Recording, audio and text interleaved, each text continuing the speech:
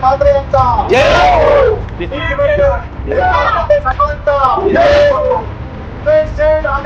हम तुम्हारे साथ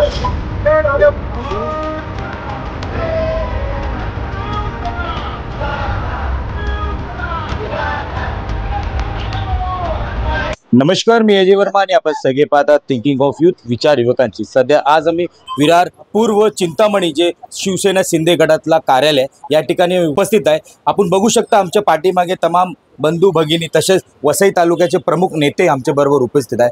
आम्ही त्यांच्याकडे चर्चा करणार आहे, कारण आज रविवारचा दिवस आहे, सुट्टीचा दिवस असतो आणि आजच्या दिवशी मोठ्या प्रमाणात बंधू भगिनी या कार्यालयामध्ये आलेले आणि नेमका त्यांनी पक्ष प्रवेश केलेला आहे। किती लोकांनी कुठल्या कुठल्या पक्षामधून ते शिंदे गटातनं प्रवेश केलेला आहे ते आपण जाणणार आहे। आता आपण पहिलं भगिनीकडे जाणार आहे, कारण की भगिनी म्हणजे घरची गृहिणी असते, ते पूर्ण घर चालवते आणि त्यामध्ये ते पक्षात येते, तर कशा प्रकार पक्षाचा पण पुढाकार होतो। आमच्या बरोबर महिला आहे, मी महिलाशी चर्चा करणार। ताई, काय सांगणार, आपलं नाव सांगा, काय वाटलं पक्षात यायचा? माझं नाव मीनाक्षी महेश माळकर। पक्षामध्ये येऊन बरं चांगलं वाटलं, मला पक्ष प्रवेश केलाय। पक्षात जायचं, तुम्ही घरात काम करतात, घरात दृश्य बघत असेल, पक्ष राजनीती वेगळं असतो, तुम्ही कशासाठी ते पुढाकार घेतला का पक्षात जायला? मला असं वाटलं की शिवसेनेमध्ये प्रवेश करावा, क्योंकि इतरही काही पक्ष आहेत, पण आता असं नाही आहे की 1500 रुपये दिले त्यामुळे आम्ही याच्यात तसं काय नाही आहे।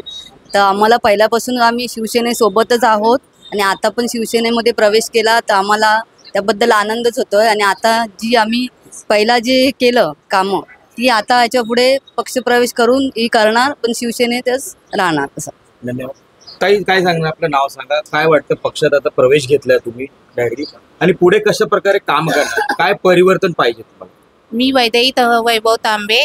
मला खूप छान वाटतंय ह्या पक्षामध्ये शिवसेनेमध्ये सामील होऊन, आणि अशीच प्रत्येक वेळेला आम्ही ह्या पक्षामध्ये येऊन संघटित एकत्र येऊन अशीच कामं करत राहू, एवढंच। धन्यवाद। मुळात माझी विनंती आहे मीडियाला प्रत्येक, की तुम्ही जो बोलता ना गट, हे बंद करा।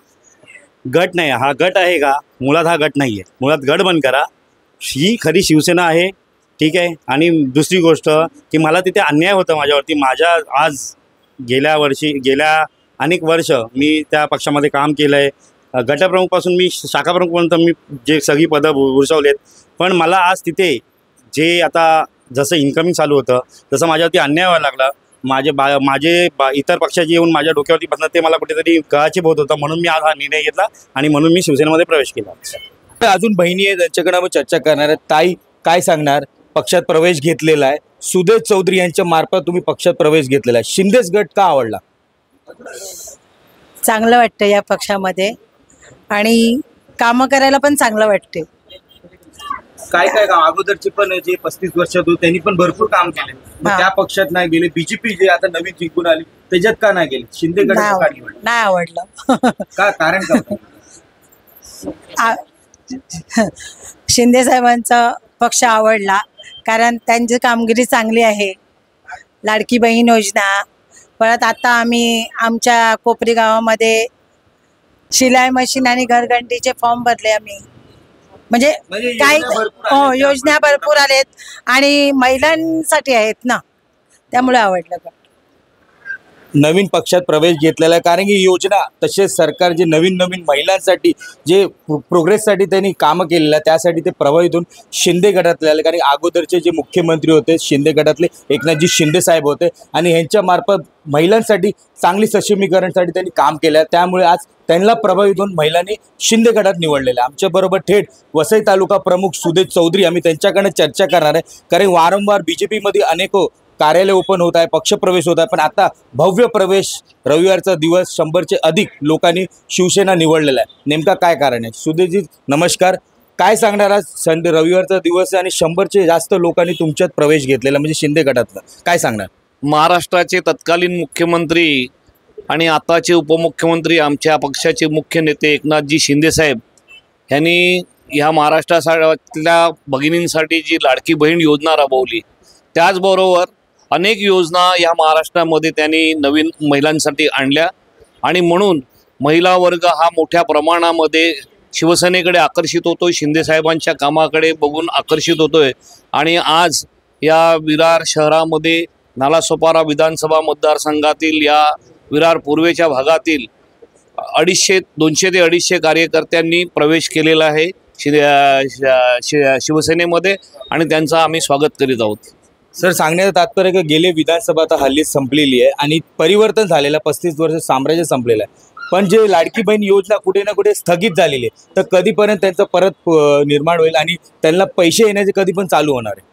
नाही, योजना कुठल्याच प्रकारची स्थगित झालेली नाही आहे. माननीय उपमुख्यमंत्री अजितदादा पवार यांनी देखील महाराष्ट्राच्या जनतेला आश्वस्त केलेलं आहे. शिंदे साहेबांनी देखील सांगितलेलं आहे आणि महाराष्ट्राचे मुख्यमंत्री देवेंद्रजी फडणवीस यांनी देखील भगिनींना आश्वस्त केलेलं आहे की योजना कुठल्याही प्रकारची बंद पडलेली नाही. हा एक प्रकारचा अपप्रचार आहे.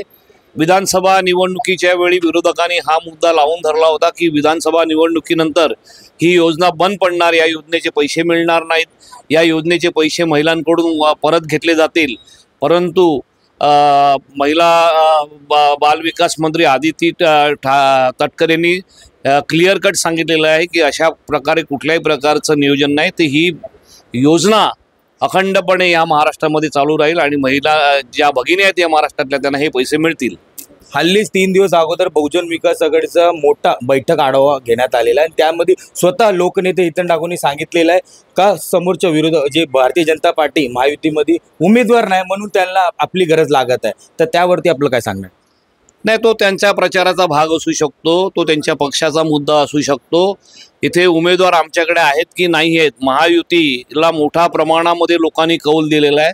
त्यांच्या सत्तेला लोक कंटाळलेले आहेत, त्यांच्या दादागिरीला लोक कंटाळलेले आहेत आणि त्यांच्या विरोधामध्ये लोकांनी कौल दिलेला आहे. लोकसभेमध्ये देखील दिलेला आहे आणि विधानसभेमध्ये देखील दिलेला आहे.